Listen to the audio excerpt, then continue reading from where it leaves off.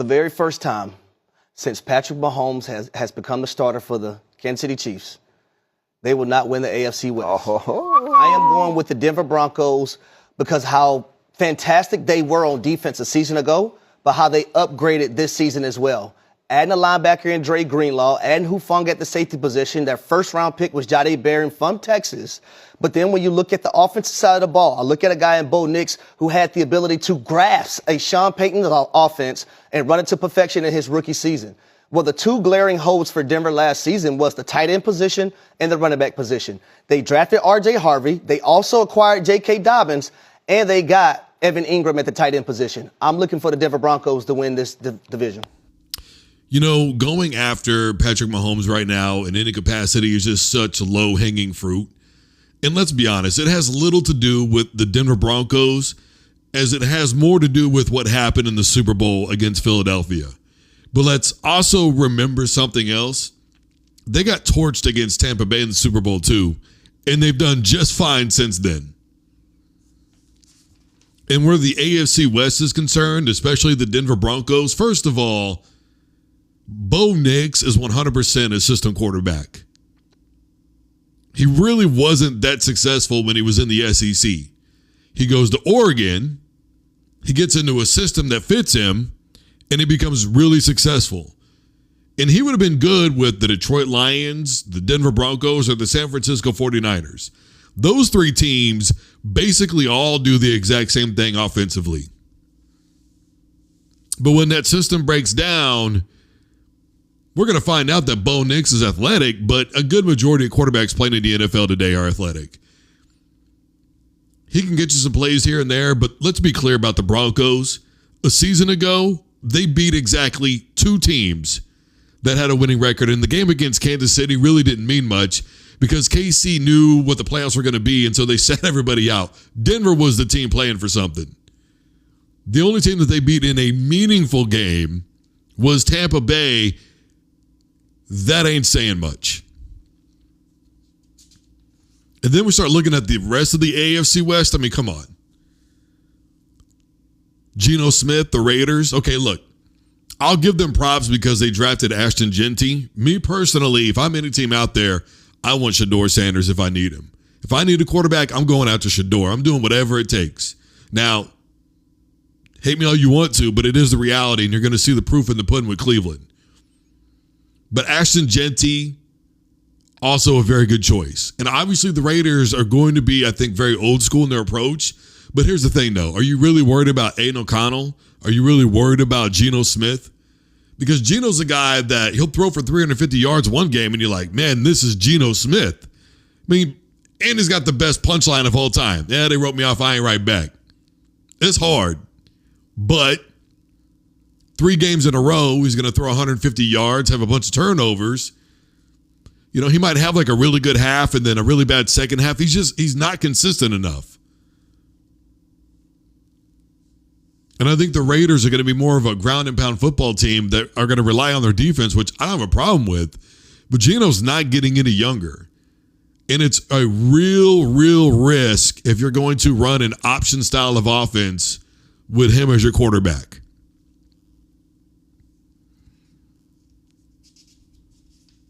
Then you got Justin Herbert. Let's not forget he's 0-2 in the playoffs. And by the way, against Houston in the playoffs, 4 picks, 1 game. I mean, how many years are we going to give Justin Herbert to develop? He's had some injuries. He's had some guys injured around him. But at some point, the excuses have to wear thin. You know, so many people complain about Dak Prescott and getting all the money that he's got. They're just like, look, he can't win a playoff game. He's not that good. Dak actually has more playoff wins than Justin Herbert. Let that sink in.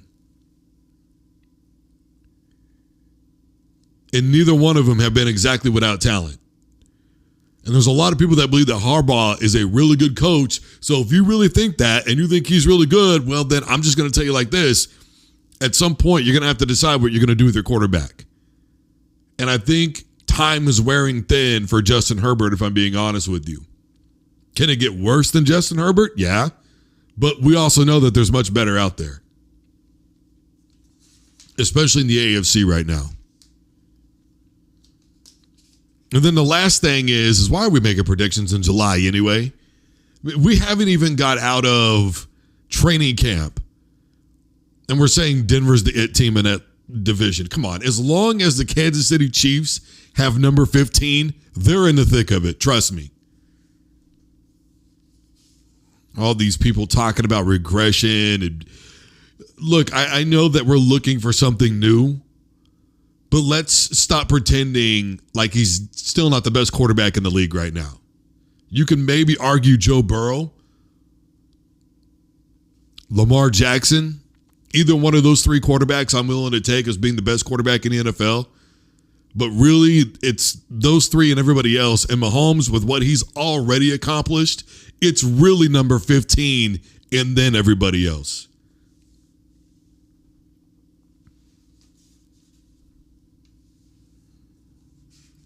Because I'm going to say something that a lot of people don't want to hear.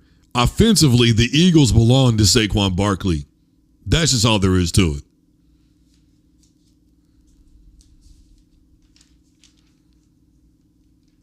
Speaking of things that people don't want to hear, here is Clarissa Shields announcing that she's put the $20 million together in an attempt to draw out Laila Ali. Take a look at this. That's what I'm talking about. That's what we like. Laila, I'm here with my team. I got great news for you. We got the 15 million. Let's make a fight between me and you, the best versus the best, the greats versus the greats. The GOAT versus Muhammad Ali's daughter, Laila Ali. Let's make it happen. Now, for those who don't know, this has been a beef that has been going on for basically 4 or 5 years now. And let's be very clear here. I don't like any of this. Disgusting is not a word that I use very often. But when Laila Ali is 47 years old and you're trying to figure out a way to fight her when you're literally 30 and you have gone on record as bagging Jake Paul. In fact, you called what the Paul brothers were doing a circus show. What do you think this would be with you and Laila? And it all began when Laila was asked, hey, would you come back and fight? And she said, look, there's nobody right now. There's nothing that motivates me to want to come back and fight. And she mentioned, like, would it be 5 million, 10 million? If we're talking like major money, then yeah. And even with this whole thing, right? If you go back and you watch it, she said, yeah, we would have to talk, $15, $20 million. We'd have to have a conversation at least. But repeatedly, since retirement, she has talked about, look, I have to stop everything I'm doing in my life. I have to get away from my kids. I have to get away from my husband. He doesn't want me to fight. I have to start training. I have to get in shape. I have to do, she's going through all the things that you've got to do in order to be in great shape and in order to be ready to fight. Because there's being in shape and then there's being fight ready. And those are two totally different things. And anybody who's trained in any level of combat sport, boxing, MMA, kickboxing, Muay Thai, whatever the case may be, they will tell you there's being in shape and then there's being in fighting shape. And with the long layoff that she's had, come on, man. This is so nonsensical to me. This fight doesn't even begin to make sense. Let's not forget what happened to her father, of all people, when he was older and fought Larry Holmes. A lot of people put that fight as over the top. Now, there were supposedly symptoms that were happening before then in Ali's motor skills. But they say that fight was the straw that broke the camel's back. So Clarissa grew up looking up to Ali, probably looking up to Laila, and now we're here in this mess. Using the name Ali as an attempt to draw money. And all for what? Your pride, your ego? I love Clarissa. But I just feel like this whole thing is just out of pocket and out of bounds. And Laila, of all people, I think has been trying to downplay it. But now that the money is there, she might. But the risk that she's taking, and for me, I don't know. It might sound like, dude, you're taking this kind of personally. My father had Parkinson's. I've seen what it does to people. I know what it looks like firsthand. When you get to a certain age, in a certain time period in life, you have to just let your body go. You have to allow it to relax and rest. Because we were talking about quality of life. And even then, a 17-year difference, what would it look like if, let's say, a 35-year-old Laila Ali fought an 18-year-old? An 18-year-old, anybody, and put a whooping to him. They would look at Laila and go, dude, she's still kind of in her prime. Why is she taking that fight? There's no reason for a nearly 20-year gap to happen. And speaking of that 20-year gap, look at it like this. When Ali, then still known as Cassius Clay, for the first time beat Sonny Liston, because of Sonny's horrible background story, I mean, you've got to know the life of Sonny Liston. The long and the short of it begins with this. Adopted. Living in different homes, never really knowing when his birthday was. There were people who thought that by the time him and Cassius fought for the first time, him and Ali fought for the first time, that he was already into his mid to late 40s, maybe even close to 50.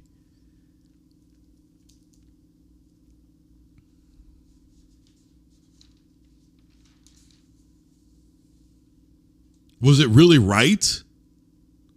Should these fights have been happening? Guy never even had a birth certificate. Didn't even know when his birthday was.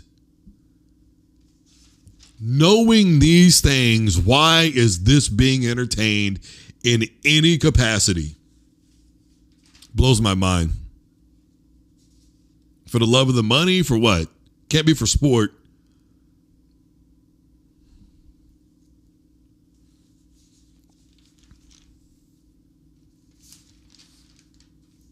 Whatever happens, this is going to be a Jake Paul moment for Clarissa if she follows through with this. If this isn't some weird gag. I mean, they're claiming that they're ready to go with AT&T Stadium. Of course, Jerry Jones wants to get his hands on it. Of course he does. Good grief. All right, everybody. I am Drew Duncan. Facebook, Twitter, and Instagram is all at Drew Duncan Radio. I am wherever you are listening to broadcasts. Take a device to play the Drew Duncan Sports Show. I am on YouTube and TikTok, the RL Drew Duncan, the real Drew Duncan. Everybody stay safe, take care of yourselves, and have a wonderful rest of your night and or day.